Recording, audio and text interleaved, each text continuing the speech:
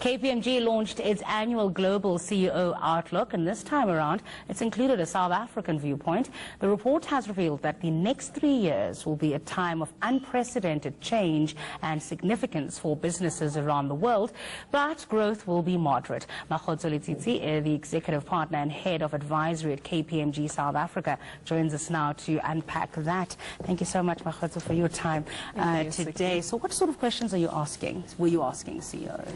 We asked a myriad of questions, Siki, but particularly around the growth projections that the CEOs see, both in the short term and in the medium term to longer term. And we also asked them around what are some of the challenges that they foresee around, the growth projections being achieved. Yeah. And also we asked them in terms of what other questions, what other challenges do they foresee in the future, in the next 3 to 4 years. So the next 3 years, they are saying that, it's going to be quite critical, the most critical period, I think, than the previous 50. Why is that? It's also a myriad of reasons, and the main one being obviously some of the changes around regulatory, and also the changes that they are foreseeing in terms of the market disruptions that their businesses are facing. Yeah.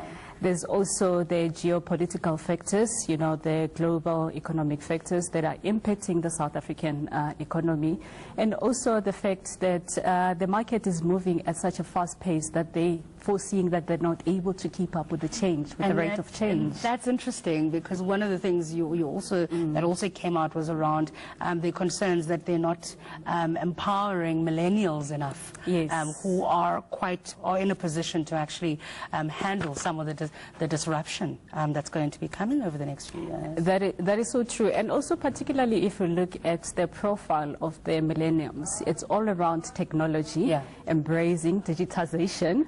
And the CEOs are finding that there's probably a gap in terms of where the millennials are thinking, and are they prepared? Are they really prepared to keep up the pace that the millennials are moving at the moment? We reported earlier about the IMF's reforecast for our economy, very low, 0.1%. That is a concern of these CEOs. Where do they see growth coming from for their industries? It is a particular concern, Siki, but what was also quite alarming for us from the findings is that the CEOs are actually projecting much higher growth.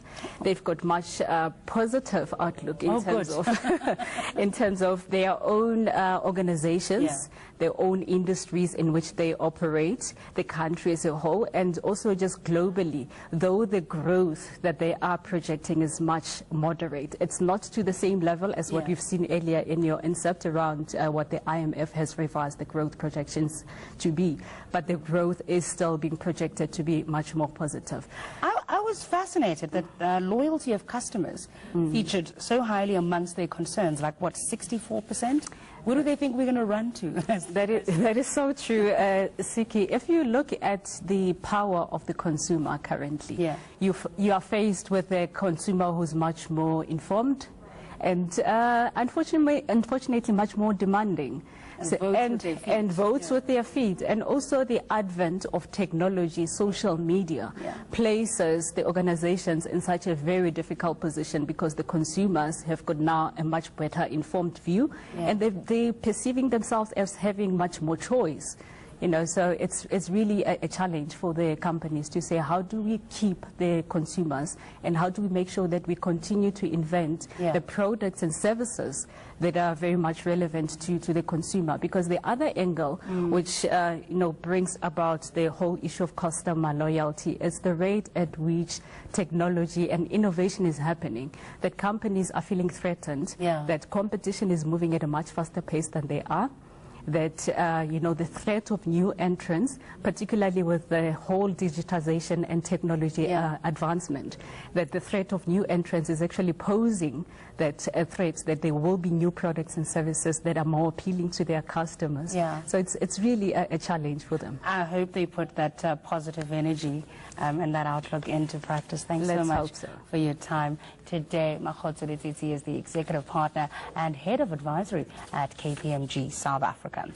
Now, Home Affairs Minister Siki Mgabadeli says travelers who don't comply with the biometric system at OR Tambo International Airport will be sent back home. There have been complaints from foreign travelers about the